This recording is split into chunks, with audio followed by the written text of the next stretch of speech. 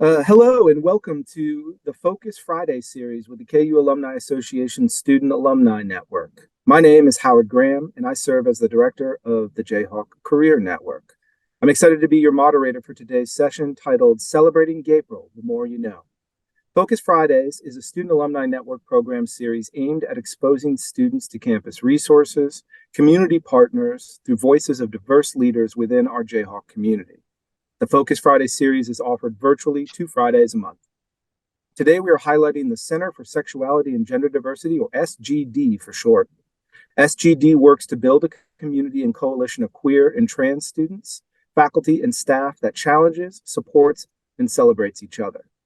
They do this through programs and events, educational training and presentations, and advocating for policies and practices which promote success for queer and trans students at KU.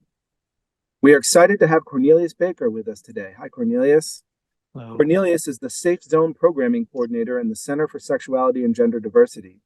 He recently completed last summer, congratulations, his Master of Social Work degree from Columbia University in Advanced Generalist Practice and Programming.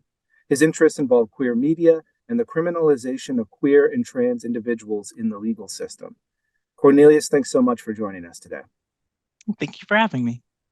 We're excited to learn more about current events affecting the QT community on campus and the center's upcoming events to celebrate the month.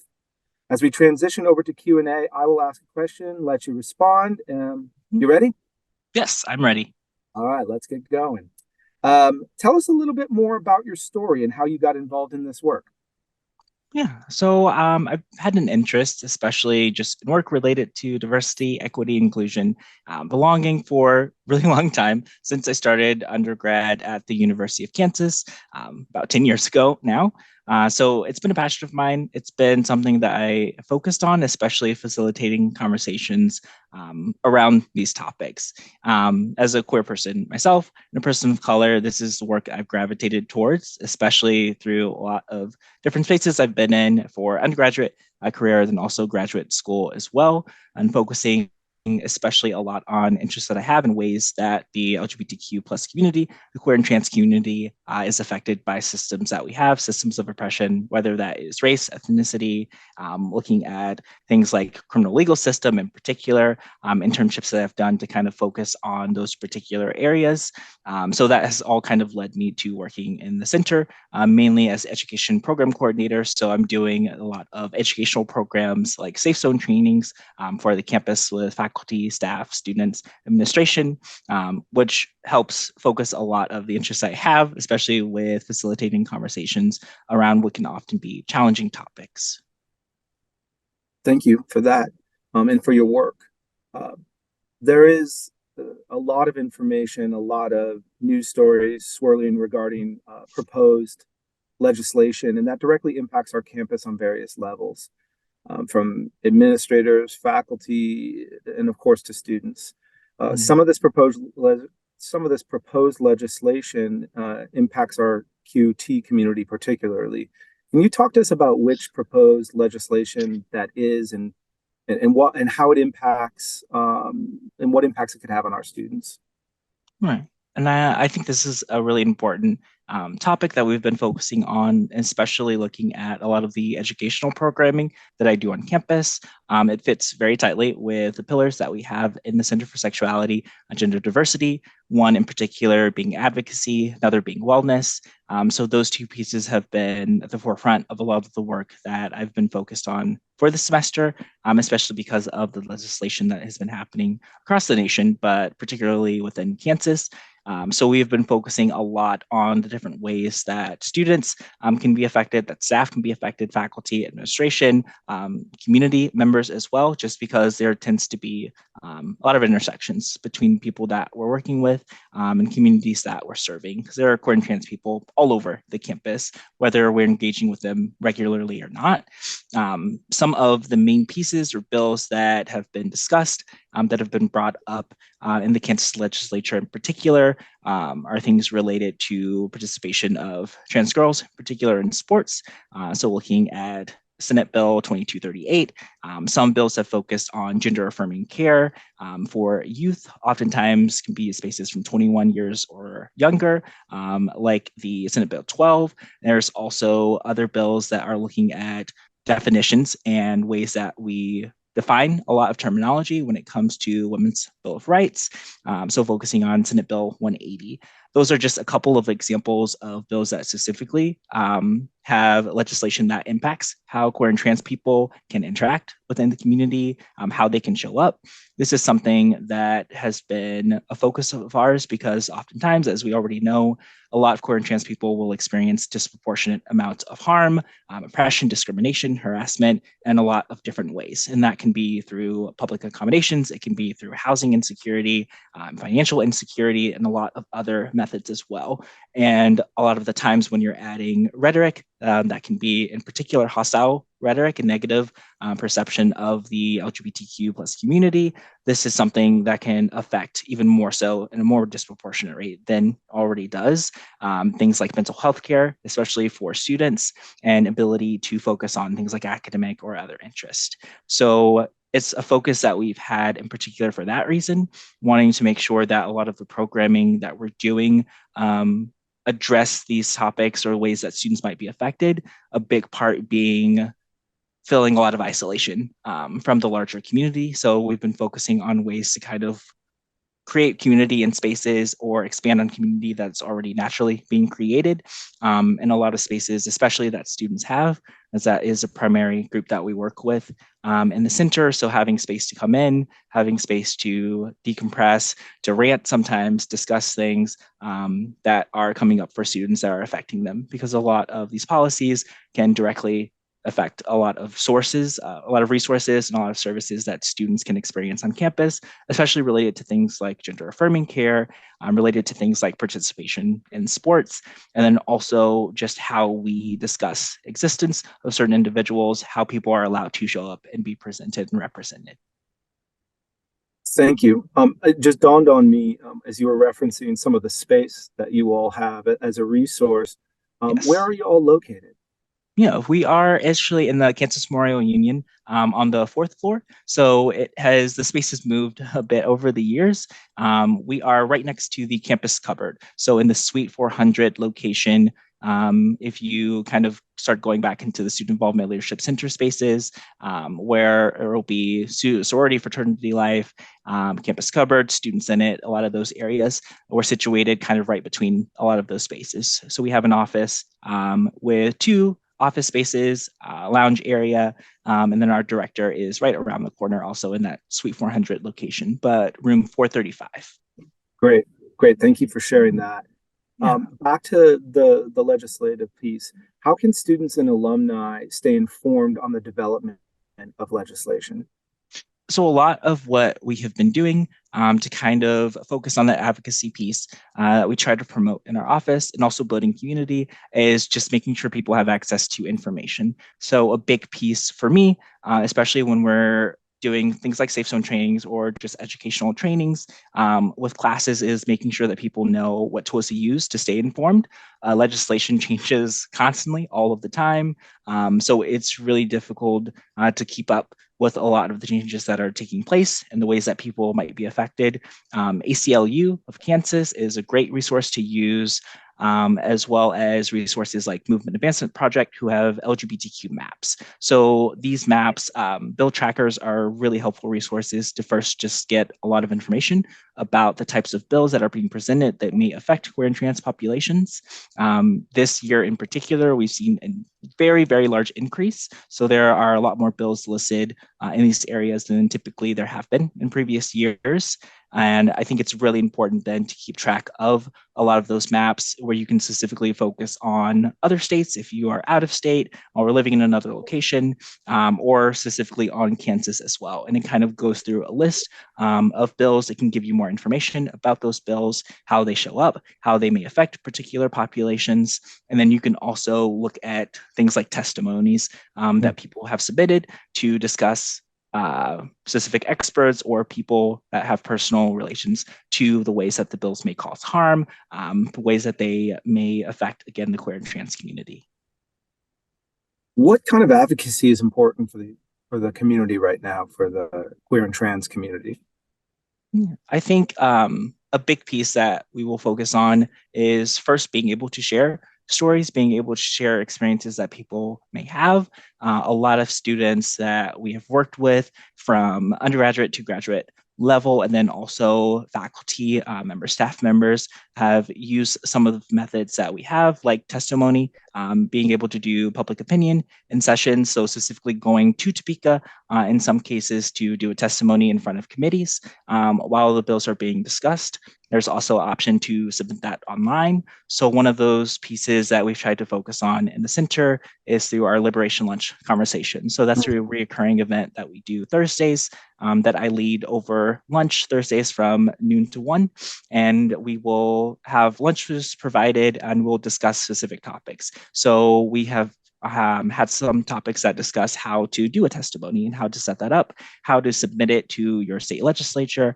If you're not able to travel there in person, how to submit it online. So that is included in the record, because that can be a really helpful tool in just being able to share your experiences and sharing your voice. And other ways than we might have or usually focus on when we're thinking about advocacy. I think it's also really important to focus on that community aspect, because that also can be a case where advocacy comes into play as well. So we have had some events that we are just started in our Gaypril year, or Gaypril month as we call it, where we focus for a panel on queer and trans BIPOC mental health. So queer and trans, Black, Indigenous, people of color mental health panel that we created and did this last week, and brought in mental health care providers in particular to talk about ways to make sure that we are addressing issues within the healthcare system that particularly affect queer and trans people, people of color, people that are Black, people that are Indigenous, so that we can make sure that we are having a lot of that community support that oftentimes can be lost or that we may not necessarily be getting from systems. Thank you. And you mentioned Gaypril. What is it, and what does it look Yes. like on our campus? Yeah, Gaypril is very large event. We use Gaypril kind of as our sort of Pride celebration, since Pride typically in most locations will happen during the summer in June. Summer, yeah. Yeah, a lot of students aren't here. So we moved that to April as kind of end of year celebration for a lot of pieces. So we will have a lot of signature events during that time. Two of like the main ones that oftentimes will come up are the Kansas Drag Showcase. So we have a very large drag performance that has been growing, especially the last couple of years, over time a bit more. So last year we had the performance at the end of the year. This year is April 21st, Friday. And that is going to be happening in the Lead Center. Last year we had it in the ballroom and had about over 500 participants involved. So it's getting very large. So we decided to move to a new venue, and we'll be using the Lead Center as a space. There will be drag performances there from professional performers within the area, local region, as well as student performers too. So registration is currently open for that. That is one of the largest events that we typically have. Really helpful, especially focused for this month on kind of just that celebration aspect. Again, building community. And similar to a couple of the other programs that we will have as well, like Lavender Graduation, which is, of course, a graduation ceremony focusing on queer and trans community, students that are graduating, and also representing specifically a lot of the people that we work with on campus or have worked with throughout the year have to do what we call Pride Awards for them. So that is going to be happening April 26th, Wednesday. That will be happening in the Kansas Union, and very big celebration this year. We have had, I think last time I checked registration, about over 130 submissions for people to register. So we'll be giving out souls for graduates. We'll be giving out Pride Awards, and there will be a dinner that evening to celebrate as well. So those are two of the main signature events that we have done. We also, of course, have had others, like I've mentioned with the QT BIPOC mental health panel that we've done, Queering the Zone session to focus on some of those educational pieces. on things like criminalization of the queer and trans community, focusing on learning from queer and trans elders, where we've brought in PhD students from departments like Women, Gender, Sexuality Studies to have conversations. And a lot of those pieces that we have over this period of time is a great way to get involvement from the larger community. So the students that we typically work with at certain events, some mentioned that we did this last week, BU at KU photo, which is kind of just getting people together to take a photo. This year we did it in front of the Kansas Union and the plaza, and great space to kind of see the support that there is on campus, being able to connect with people on different parts of campus that we might not always necessarily get to connect to, especially the allies that we have across different departments, across communities. Thanks for all that. Let me make sure I've got some details right so we can get that Yes. out to folks that maybe tuning in and want to Mhm. learn more or come out, get involved. Yeah. I think you said lunch and learns are every Thursday, 1 to 2, and is Yes. that in SGD? Noon to one. Every Noon to 1. I'm Thursday. sorry. I'm sorry. No, It's you're noon to fine. 1, y'all. Yes, every Thursday, noon to one. And that is going to be happening throughout April here as well. So there are a couple of box lunches provided, and that kind of is depending on first come, first serve kind of space, but that does happen in the lobby space that we have in our office, Okay. room 435. Okay. And then the drag showcase, April 21 at the Lead Center. Yes. And folks that are interested in attending should register. Where do they register? Yeah, the tickets are going to be available, university tickets. So we are co-sponsoring the event with a couple of different organizations. Tickets are $10 for community members. Students is free. Okay. Wonderful. And then Lavender Graduation, Wednesday, April 26th in the Kansas Union. Is that open to the public? And folks interested in attending, what should they do? Yeah, so registration has closed for that at Okay. this point. There is very large turnout, so we're really happy with that. Right. There is still options if people are wanting to kind of attend virtually. We're working on options for that. All of registration information for those pieces really helpful to sign up for our newsletter, and information for that can be found at sgd.ku.edu. Also, our Instagram is the main space where we'll be sharing updates about programs, things happening in real time. A lot of QR codes there too, especially for registering for some of those events that are still open, and that is at sgd.ku. sgd.ku. Got it. My last question was, where can students go to learn more? But I Oh, think you just tackled that right there. Is there right. anything, this has been great. Is there anything, final thoughts you'd like to share, events you want to highlight? Yeah. I'm not sure uh, you are the Safe Zone programming coordinator. Anything you want to say about Safe Yes. Zone? This would be a great place. Yeah, and I think it's really helpful. I love to focus on those educational pieces, and it can look different types of engagement. So that's one of the reasons we started Liberation Lunch, just because Safe Zone 3 hour commitment, people have different availability in their schedules. So I like to promote some of those shorter options for presentations that we have as well. We started a lot of canned presentations this year. So for student groups, especially student organizations, have been reaching out to us to discuss topics like gender affirming care, and healthcare field, talking specifically to some fraternities, sororities about queer and trans people within their populations. So we also do specialized trainings that are available upon request through our website as well. There is a Qualtrics form to complete that under the Safe Zone tab. But we also will, of course, have Safe Zone trainings. This week, we'll actually be doing Safe Zone 2 session, which we have opened up this semester. So if people have gone through Safe Zone 1, especially within the last year, it's really a great opportunity to start building on that series. One thing that we try to communicate, especially through Safe Zone trainings, is that it's a continuous process of education. So we have started a series for that reason. Safe Zone 1 focuses on a lot of foundational pieces of information. So talking about things like pronoun usage, talking about queer and trans terminology, definitions, talking about how to be an active ally, how allyship looks, and especially what that looks like in our community. in particular, but also wanting to build on that. So Safe Zone 2 focuses a bit more on things like intersectionality and unpacking the intersectionality within the queer and trans community. So we try to focus and pull in other pieces or other social identities like race, ethnicity, ability status, and then also socioeconomic status or class. This has been great, Cornelius. Thanks so much for sharing more about our current events affecting our queer and trans community, and about those upcoming events that SGD is hosting to celebrate Gaypril and even beyond those bounds as well. Yes.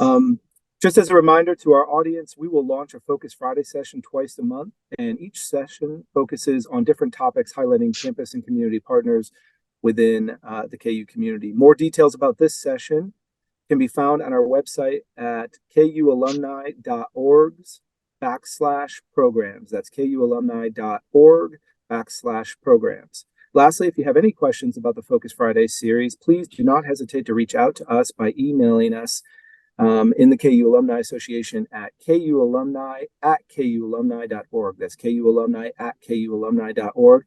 Thanks again. Thanks again, Cornelius. It's great to see you. And Too. Rock Chalk. Jayhawk.